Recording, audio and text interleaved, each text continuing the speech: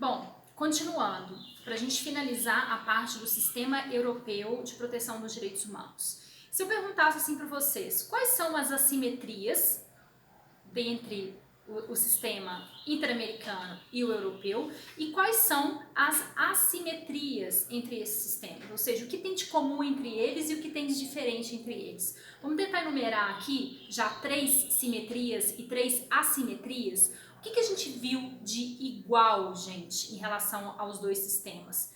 Bom, primeira coisa, ambos protegem prioritariamente qual tipo de direito? Os direitos civis e políticos, aqueles direitos lá de primeira geração, né? Bom, eles tiveram aí protocolos adicionais, mas o foco deles de proteção são os direitos civis e políticos. Segunda simetria, a questão da competência consultiva. Viram que ambos os sistemas, as cortes respectivas, tem não só a função contenciosa, mas também a função consultiva. Isso é extremamente importante, né, gente? Porque a interpretação dentro do direito ela é fundamental. Vocês sabem disso. Então, a gente tem um órgão que uniformiza a interpretação dessas disposições é de fundamental importância. Ok? E terceira simetria aí que vocês enxergariam?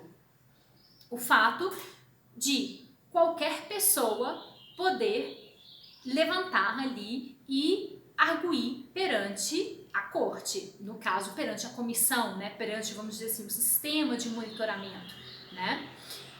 Qualquer pessoa, tanto no sistema interamericano quanto no sistema europeu, qualquer pessoa pode, qualquer indivíduo que esteja ali no território no momento da violação, que resida ou não, que seja nacional de um estado parte ou não, ele pode acionar esse sistema de monitoramento. Dita aí essas 3 simetrias, quais são as assimetrias? Uma tem a ver justamente aí com essa questão do direito de petição. Porque nós vimos que os indivíduos dentro do sistema interamericano, eles podem acionar a corte? Não, eles podem acionar apenas a comissão, lembram lá? E apenas se a comissão, depois do juízo de admissibilidade, depois da fundamentação, depois das recomendações, né, de tentar achar uma solução amistosa, é que é a comissão que julga se aquele caso vai para a corte ou não. Não é o indivíduo que pode levar à corte. Então aí a gente tem uma assimetria. Como dentro do sistema europeu não existe uma comissão que faça um juízo prévio, né, existe apenas esse órgão único da corte, os indivíduos eles podem acioná-la diretamente. Segunda assimetria, gente, o número de protocolos adicionais. Né? Então, certamente o sistema europeu ele é muito mais amplo em termos de proteção de direitos humanos. Nós comentamos que o sistema europeu ele teve 14 protocolos adicionais, enquanto o sistema interamericano ele contou apenas com 2 protocolos adicionais. Okay? E tem uma outra assimetria também. A Corte Interamericana, lembram que a gente comentou que a comissão ela pode pedir à Corte que aplique medidas provisórias, medidas cautelares em relação a um determinado caso? Isso não acontece aqui na Corte Europeia, tá? Não existe a previsão da aplicação de medidas provisórias. Bom, eu considero por encerrado esse tópico aqui dentro da Convenção Europeia, do Sistema Europeu, e queria já nesse bloco começar falando do Sistema Africano de Proteção dos Direitos Humanos. Pessoal, o sistema africano, ele é o mais recente, ele começou a ser implementado em 1981, com qual tratado regente, com qual documento jurídico? A Carta Africana dos Direitos Humanos. Então anotem isso daí. Então agora a gente está falando do sistema africano. Ele inicia a ser implementado em 1981, tem como tratado regente a Carta Africana de Direitos Humanos. Okay? O ponto de partida para o início dessa discussão de direitos humanos no território africano foi a Conferência de Lagos. Depois vocês podem pesquisar sobre ela. E, de fato, o reconhecimento, na década de 70, das inúmeras violações de direitos humanos na Etiópia, no Malawi, na República Centro-Africana, na Uganda. Então, houve um reconhecimento nacional de violações de direitos humanos. Inclusive, vou indicar um filme depois para vocês a respeito justamente dessas violações de direitos humanos no continente africano, tá? Bom, então, essa carta africana, ela deu início a um sistema de monitoramento. A gente sempre tem comentado, né? O sistema de monitoramento interamericano, comissão e corte, monitoramento europeu, a corte. E qual é o sistema de monitoramento aqui africano? A comissão. Então, a carta africana, ela estabeleceu uma comissão. Não estamos falando de corte ainda, tá? E essa comissão, ela é quem opera preponderantemente, porque a corte, ela foi estabelecida apenas em 1998 e entrou em vigor em 2004, então é muito mais recente. Vamos falar um pouquinho antes dessa carta. Essa carta tem algumas particularidades, ela é dividida também aí em 3 partes. A gente vai ter uma primeira parte que vai tratar desses direitos e deveres do cidadão. E interessante que a carta, ela insere os direitos de terceira geração, o direito ao meio ambiente sadio, o direito à paz. É uma novidade, podem colocar um asterisco nisso daí, porque a gente não viu isso nem em relação aos outros 2 sistemas, tá? Então a carta africana, ela traz direitos de terceira geração, esse é um ponto muito importante. Numa segunda parte, ela vai falar a respeito da composição e da organização da comissão, e na terceira parte, disposições diversas. Então, basicamente, a mesma estrutura dos outros tratados regentes que a gente viu. Qual é o ponto principal, gente, aqui para a Carta Africana de Direitos Humanos?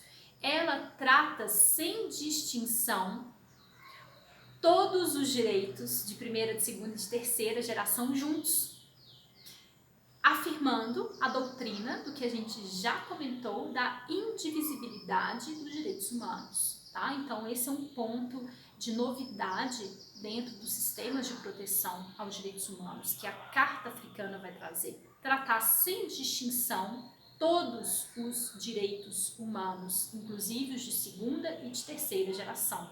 E a gente viu para os outros sistemas que os direitos de segunda geração, eles foram inseridos ali através de protocolos adicionais, né? A Carta Africana, ela já nasce com esse enfoque nesse entendimento mais abrangente dos direitos humanos, tá? E tem uma outra coisa extremamente interessante. Dentro do sistema ocidental, nós entendemos de maneira dialética os direitos e os deveres, certo? Vocês devem ter estudado isso, né? A característica da bilateralidade da norma jurídica, que a todo direito corresponde um dever. E a Carta Africana, ela vai trazer uma novidade porque ela vai autonomizar os deveres das pessoas. Então é a primeira carta que vai trazer uma série de deveres individuais do indivíduo perante a família, o respeito aos pais, a contribuição que os indivíduos devem dar para a comunidade, de acordo com as próprias capacidades e competências intelectuais e físicas, nesse dever de servir a comunidade, esse dever de respeito e de consideração em relação aos seus semelhantes. Então esse aí é um outro aspecto de novidade da carta também, tá? Então ela traz essa ruptura dialética entre direitos e deveres que é concebida no Ocidente em geral, ok? Bom, a carta sofreu diversas críticas também. Convido vocês depois a ver, né, realmente baixar aí no computador de vocês, na internet, esses documentos, esses tratados regentes para vocês lerem, né, pelo menos assim, em grandes linhas, para vocês conseguirem visualizar como esse sistema ele é heterogêneo da proteção dos direitos humanos no mundo, tá? Então, qual a principal crítica aqui que vão trazer? Que eles são imprecisos ao afirmar os direitos humanos. E essa imprecisão, ela traz muita margem de atuação aos estados. Então, os estados muitas vezes podem agir de uma forma, dizer que estão protegendo os direitos humanos, mas na verdade não sei exatamente aquilo dali. Então, a imprecisão técnica dentro da Carta Africana vai ser uma das principais críticas da doutrina, ok?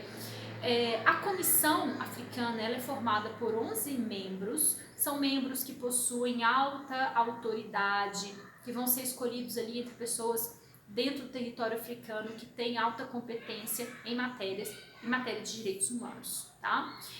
Tecnicamente, dentro da carta, não é prevista a possibilidade de petições individuais, como a gente já comentou para os outros dois sistemas. Porque, na verdade, aí entra também na questão da crítica, das imprecisões técnicas. Bom, enfim, que um Estado ele pode demandar outro, tá, perante a comissão, a gente não está falando da corte aqui, perante a comissão africana, porém não diz expressamente se os indivíduos também podem demandar a comissão, porém na carta eles falam lá em outras comunicações, e a doutrina entende que essas outras comunicações de fato dizem respeito às petições individuais, e assim o é, gente, porque a comissão ela aceita na prática as petições individuais, ela tem aceitado desde o início aí da sua formação, tá? Ao final dessa análise, a comissão chega lá, a demanda para a comissão faz a investigação, né, pergunta informações lá para o Estado que foi denunciado, aquele procedimento que a gente já conhece, e no final a comissão ela elabora determinadas recomendações. Só que, atenção, essas recomendações, antes delas chegarem ao Estado denunciado, elas têm que passar por um órgão político, tá?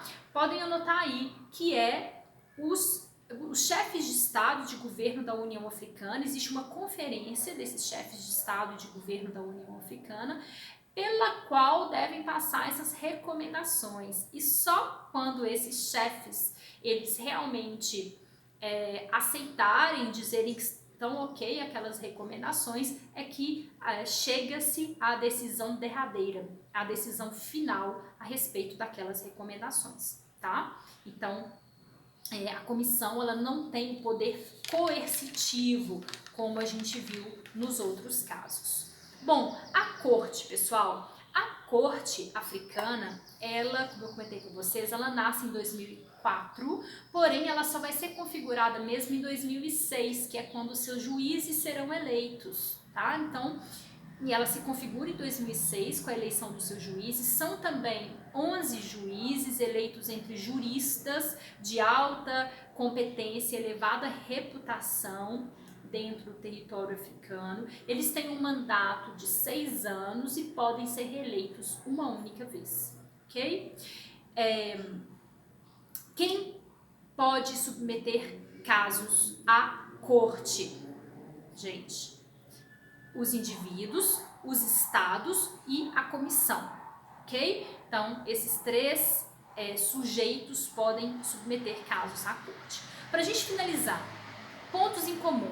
A corte africana também tem competência consultiva, contenciosa naturalmente, consultiva em relação à interpretação da Carta Africana de Direitos Humanos.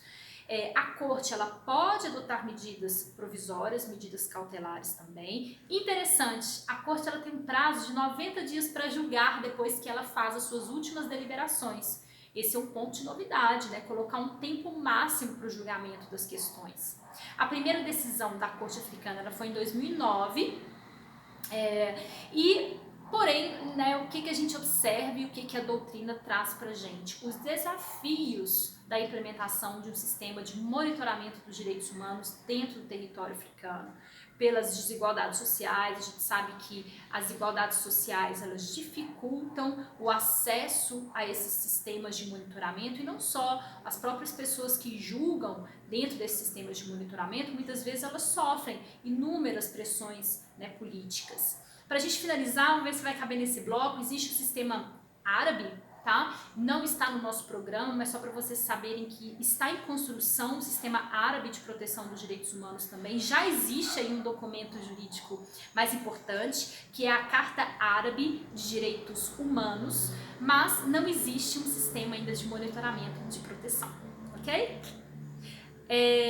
Bom, se couber ainda nesse vídeo, senão vai ser cortado, recomendo a vocês fazerem um quadro sinótico, gente, dessas três esses 3 sistemas que nós comentamos, tá? Então colocar no caderno de vocês mesmo, fazer um quadro relacionando quais são o documento jurídico mais importante, qual que é o sistema de monitoramento de cada um deles e colocarem as simetrias e as assimetrias como a gente comentou, porque se vocês fizerem esse quadro sinótico, vocês vão conseguir estudar para a prova e visualizar esse sistema horizontal de proteção, de monitoramento dos direitos humanos.